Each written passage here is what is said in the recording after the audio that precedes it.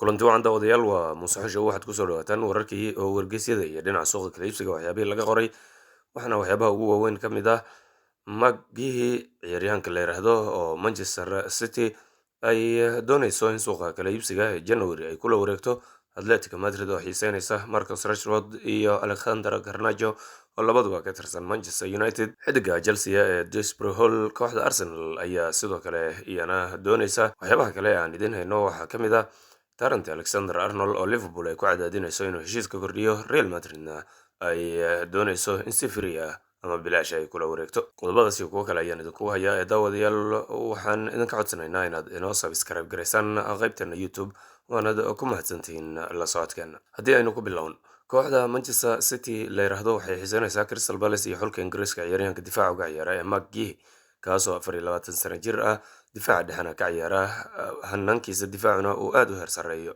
sida Football Insider uu warinayana, Manchester City waxay doonaysaa inay kusoo kabto difaaceeda oo haba xoogani uu ka muuqdo. Atletico Madrid ayaa isku dayeysa inay habka amaahda kula wareegto 27 jirka xulka Ingiriiska iyo kooxda Manchester United weerarka uga ciyaara ee Marcus Rashford kaasoo ku fashilmay in kooxda Old Trafford uu kalsoonideeda kasbado. TBR Football ayaa sidaas wariyey.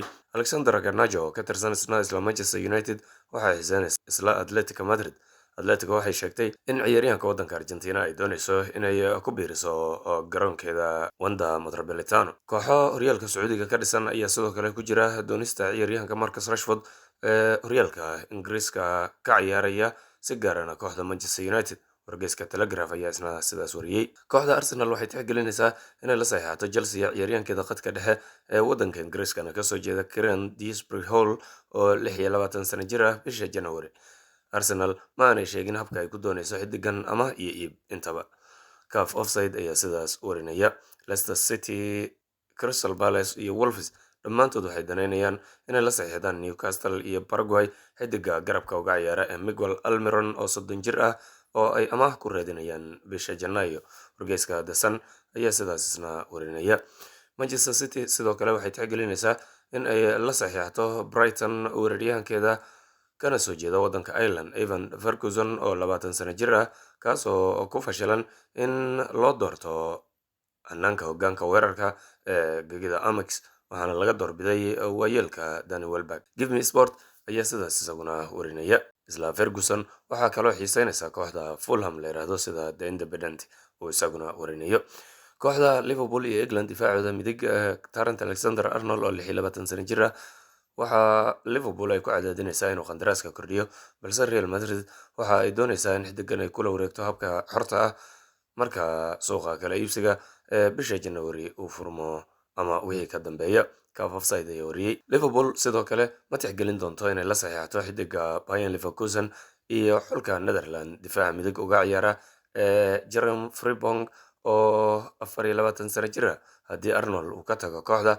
Arne Slotna waxa uu sheegay inuu doorbidayo ciyaaryahan lambarka labaad si toos ah oo hanaanka difaaca ee afarta difaac ku ciyaari kara ugu habboon, balse Frimpong waxa uu ku fiican yahay kooxaha saddexda difaac ciyaara maadaama uu ciyaaryahan weerar leh yahay. Florian Plettenberg oo Sky Germany ka tirsan ayaa wariyey. Scotland ciyaaryahankeeda difaaca ka ciyaara dhinaca bidix Kieran Tierney oo 27 sano jir ah oo ka tagaya kooxda Arsenal marka suuqa kala iibsiga uu furmo, welibana haddii ay jiraan kooxo si toos ah ula saxiixan kara oo heshiis joogta ka saxiixan kara aad buu u danaynayaa. wargeyska Athletic ayaa sidaas wariyey. Olympique Marseille waxay tixgelinaysaa Faransiiska xidigeedii 31 jirka ah ee Paul Pogba kaas oo ay u aragto inuu yahay xidig muhiim ah. xidigani wuxuu raadinayaa koox uu si rasmi ah ugu biiro tan iyo markii lagu helay isticmaalka daawooyin kordhiya tamarta ciyaartoyda, isla markaana ganaaxii la saaray waxyar laga khafiifiyey. Goal.com ayaa sidaas isna warinaya. kooxda Manchester United waxay baaqi kusii tahay doonista ciyaaryahanka Nuno Mendes la yiraahdo ee 22 jirka Portugiiska difaac bidix uga ciyaara Paris Saint-Germain. xidigan oo ka tirsanaya qandaraaska kordhiyey dhowaan tan iyo 2026. Florian Plettenberg ayaa sidaasna wariyey. Inter Milan iyo Talyaaniga difaacooda Federico Di Marco oo 27 sano jir ah waxa uu diidi doonaa dalabaadka uga imaanaya Manchester United waxaana uu doorbidayaa inuu sii joogo kooxda Serie A horyaalkeeda haysata. Tutto Sport ayaa wariyey. Premier League kooxa ka dhisan ayaa aada u xiiseynaya la saxiixashada Faransiiska weeraryahankooda Randal Kalo Muani oo 26 sano jir Paris Saint-Germain weerarka uga ciyaara ah. Suuqa kala iibsiga ee bisha Janaayo ayaanay kooxo fara badani xiddigan raadinayaan. Wargeyska The Times ayaa sidaas wariyey. Tottenham waxay tixgelin doontaa la saxiixashada Paris Saint-Germain difaacyada reer Slovakia Milan Skriniar oo 29 jir ah bisha January. Gazzetta dello Sport oo Talyaani ayaa wariyey.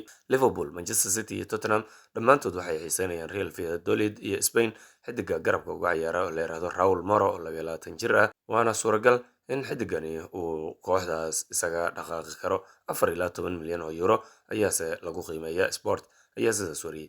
Leeds United waxay xiiseynaysaa Liverpool iyo Republic of Ireland golayahooda Koyhim Kalaha, kaas oo Premier League haddii ay usoo dallacdo ay doonayso inay la saxiixato 26 jirkan ayaana safka koowaad ku taamaya.